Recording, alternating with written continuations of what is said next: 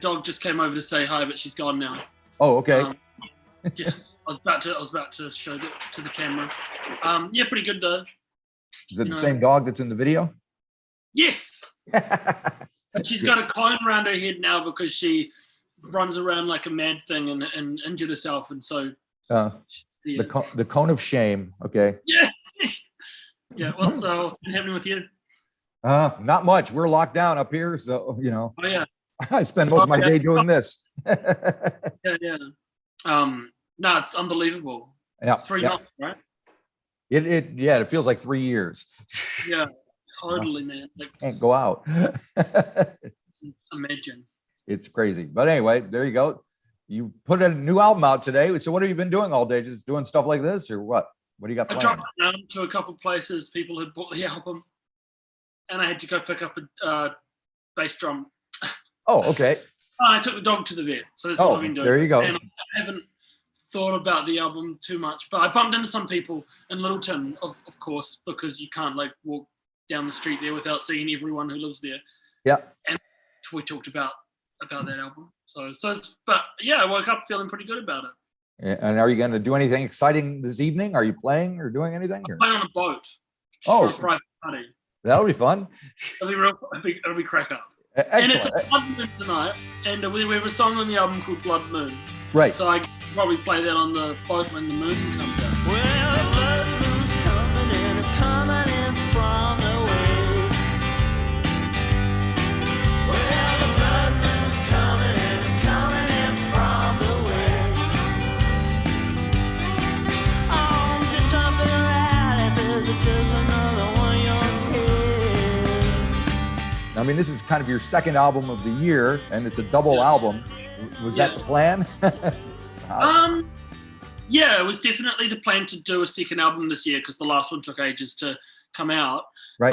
But I don't think we planned on making a double album. But I think I told you last time. I remember actually. I think I mentioned it to you in the last time we chatted. Yeah. Because we just recorded it, and I said it was going to be a double album. But it was only when we started recording it that we realized there would be a double album, and we just kept piling songs on with no one to stop us. So what the hell? There's no one to stop you. Yes, that's always a good thing. Would you? How do you guys work in the studio together on this record? Is it just kind of you on your own, kind of taking care of business? Elmore and I mostly do, because Liam and Ryan, bass and drums, left after 2 nights, I think, or 3 nights. Yeah. And then Elmore and I just carried on. We did a few more songs from scratch when we decided we may as well aim for a double album if we, it worked out. But he and I did all the overdubs and basically sort of produced it together. So. Cool. And you have a few other people on the record.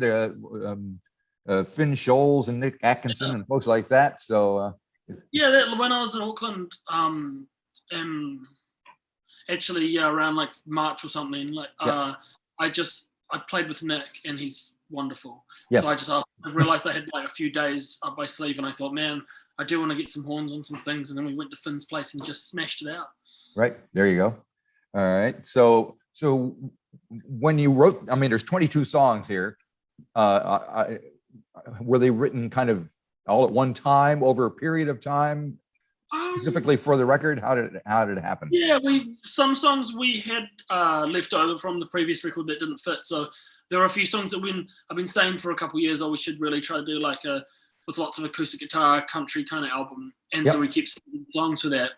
But probably maybe like 18 out of 22 were pretty much new. Right. And a couple of them were finished. Were finished in the studio, like were unwritten prior to that. Yeah, I mean, there's definitely a country vibe to the record. Song called like "Waiting for the Chill" is definitely kind of a country ballad. Yeah. Well, read the letter you left on the windowsill.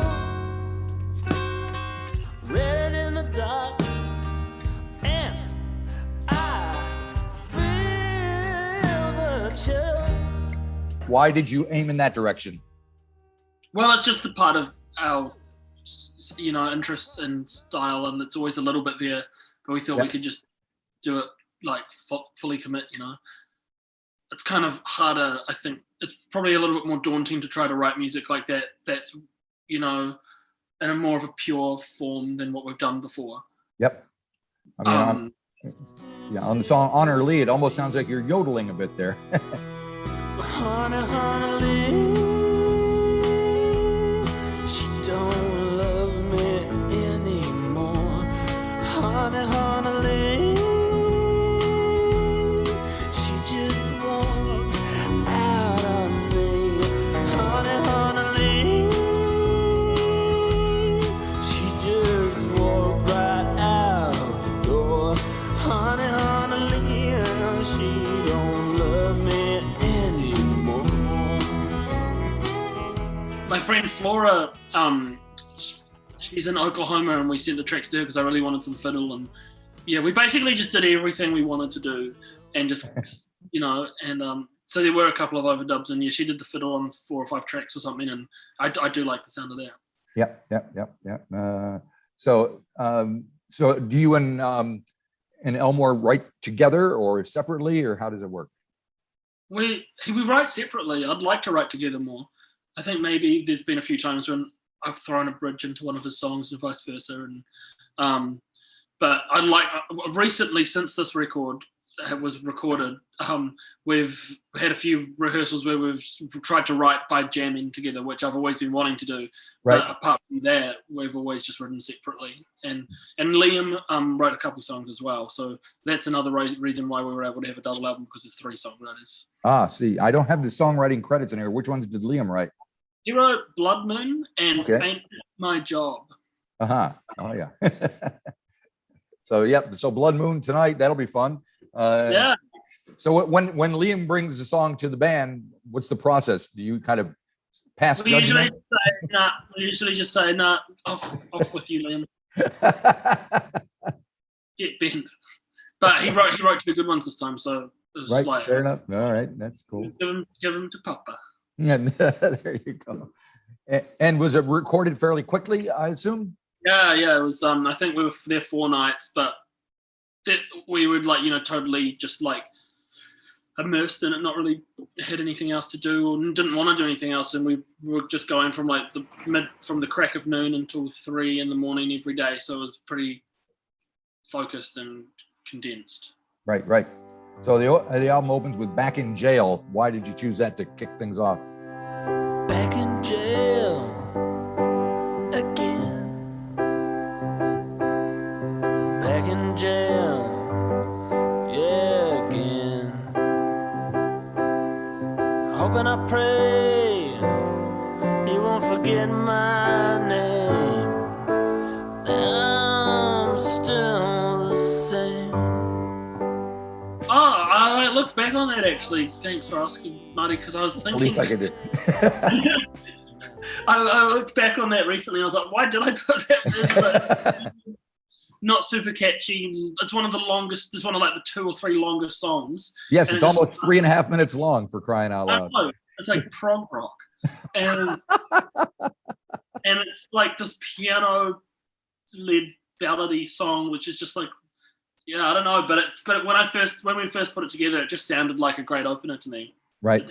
And I think we kind of got this real 70s Stonesy sound that I thought was quite a good representative of just a nice moody opener. But looking back, maybe it was a crazy song to open with, but I don't know. I mean, I don't know, even though the way people listen to music these days, who knows if it even makes a difference. People keep saying to me, friends and whatever, why are you releasing a double album? No one's going to listen all the way through that. And I'm like, well, probably won't listen to a single album anyway. So right. So you might as well do what you want to do. Yeah, there you go. This crazy concept of doing what we want seems to work sometimes. Yep. Is it coming out on vinyl? Nah, the CDs look pretty nice though. Okay. Yeah, I don't know. Oh yeah, okay. When we got that, that's substantial. Yeah. Just looked really great. That's cool. Oh yeah, I'll send you one. Okay, I'd love to have one. Yeah, absolutely. Throw it in the old collection. Yeah, man. But we don't have vinyl. Well. But it's really insanely expensive, and yes, I can't bring myself to sell it for $50, even if it's 2 discs. Well, I think you'd sell them though. I know. Well, maybe it's surprise. What I mean is that it surprises me when we sell a few, and I'm like, Yep. why would anyone want that? But I still find it just hard to fit. Yeah, $50 is a little, but for a double album, it's a pretty good deal these days. Yeah. I mean, you can go into a record store and buy a single album for $75. Nobody. I know. So there you go. Yeah. Surprising, to say the least. Do you have a record player, turntable? I do. Yeah. Oh, no, I don't, because it was my mate's and he's gone. But I've usually had one, and I've got a bunch of I do have a lot of records. Oh, good. So I need to get one at some point. Yeah. So you got Mr. Cave behind you. Is he an inspiration? Big time on this album, and I didn't even mean to sit here. That's all right. These things happen. So tell me about what he's inspired. It might just, I don't know. He's probably always been in my top 10. So so then a little bit more of those, because I play a little bit of piano on the album, and there's a bit of moody stuff on there, even though it's, I don't know, but there's a bit of him, and I've noticed there's a bit of him and a bit of Warren Zevon. Oh, that's not a bad combo. No, because I really love both of them, and it could be a really good combo, because Nick Cave might get quite far on the edge of weirdness and darkness, and Warren Zevon gets a bit too cheesy sometimes, but I love them both. But right, yep. And Warren's been known to get dark as well, so yeah. Oh, totally, yeah. Yeah. There's that side of him as well. It never sounds like, it always sounds like musically happy, but it's like a real twisted sense of humor, right? Aside from Nick Cave being an influence, what else do we need to know about the record? There's a bit of country, a bit of soul. Yep. I was listening to Waylon Jennings a lot when I wrote some of the songs as well. Oh yeah. How did you get turned on to him? Maybe Adam McGrath told me to listen to him. I mean, I'd been meaning to listen to him for a long time, but I was reading his autobiography like a year and a half ago, and I kept coming up with songs that I could tell were inspired by him, and I was listening to all his 70s albums, and I don't know, he just kicks ass and doesn't sound like anything else. Fair enough. And there seems to be a sax solo on It's Too Late. Is that Mr. Atkinson playing that? Yeah. Oh man. So yeah, he really nailed that.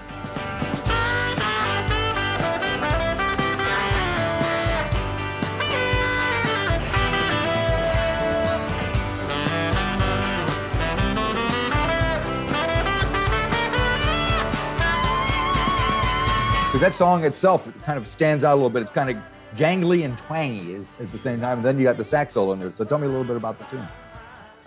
Well, I think that was the one, maybe there was only like 1, 2, or 3 songs that were left over from the previous album that didn't fit, because they were just like out and out kind of country or real like these 70s Stonesy kind of thing. And we couldn't really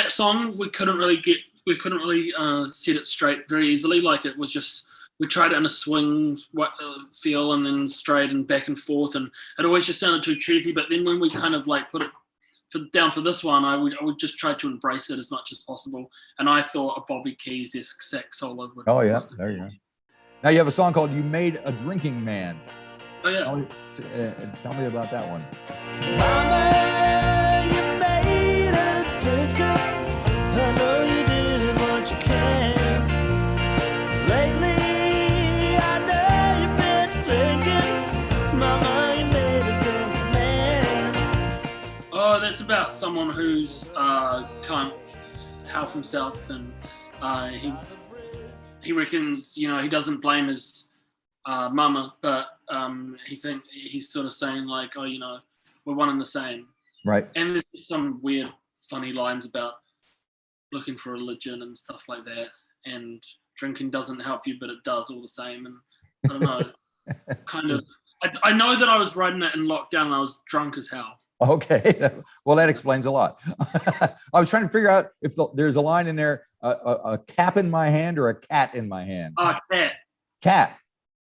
Yeah, well, that was the most stupid line I've ever written. And I said to Elmore, like, man, should I woke up in a hostel with a cat in my hand. And I don't know. And I said, should I change it to with my hat in my hand? And then everything should be fine. Like all the rest of the lines should be quite classic, fit that vibe. But he was like, no, cat's good. And then, and he did like a little meow that goes. I thought I heard a meow. That's what made me think that must have been cat. It's just, it's just pretty absurd, that song. And because it's like so over the top, like country thing. And kind of meant to be humorous. We just thought it may as well just be silly. Right. So you guys are heading out on the road, right? Doing a little tour? Yeah, supposedly. I mean, I think it's probably going to all go ahead. Next weekend, we're playing here in Christchurch. Right. Yeah. We're selling out shows, man. 50 people. We can get 50 people. Ooh. That's a good feeling. Well, you got a huge legacy of work to choose from now. Another 22 songs to add. So how are you going to choose the set list? I usually just play what I feel like on the night, because I think we know so many songs, and I really like doing these tours where there's all kinds of different venues, and I guess it'll mostly be pretty mellow because everyone's sitting down. Right. And this album's pretty mellow, so we'll probably do most of the songs from this album. Right. But I like going from like a town hall to like a lively sort of pub, and then being like, well, tonight I'm feeling that we're going to do a couple of, just rockers and mixing it up. Yep. If James with me. So how was locked? Well, were you actually guys locked down much at all down there? I don't even know. I've lost track. Not really. So what is it like from down there watching all this stuff up here? Do you guys just not pay any attention, or is it just annoying? I try to be aware of what's going on, just to kind of keep a handle on things and be aware of how things could go. Right. But I also get depressed by it, and I can't really talk because you're the one locked down. Right. That's all right. But the whole thing, just like, the least I can think about it, the better. Once you've kind of processed it, it's better to not talk about it, I think, and just try to live our life. But I know that I obsessively sanitize my hands wherever I go, because it's always there, just at the back of your mind. Right. But and there isn't much work for musicians down here. But I don't know, we've been working on lots of different things, so that's something to be gained from it. I guess so. Yep. I mean, I noticed that you put the Auckland date at the end of the tour, hoping that was a smart idea. Yeah, that we're going to be open by then, but it looks like it, though. I think so. It might be. Yeah. I hope so. Yeah. Well. All righty. Well, hopefully somebody's going to listen to the album from beginning to end. I did a couple of times, so. We'll see if you can get your fans to start hitting the buttons and doing whatever it is they're gonna do, buying some CDs. I'm sure they're all frantically pushing buttons, buying CDs. Yeah. That's what it's all about these days. Both of them will be. Yeah. Okay. All righty. Well, have a great day. Have fun tonight on the boat. I wish I could. Yeah. Man. And I'll see you sometime. Hopefully, I'll send you a CD. Absolutely. Thanks. See ya.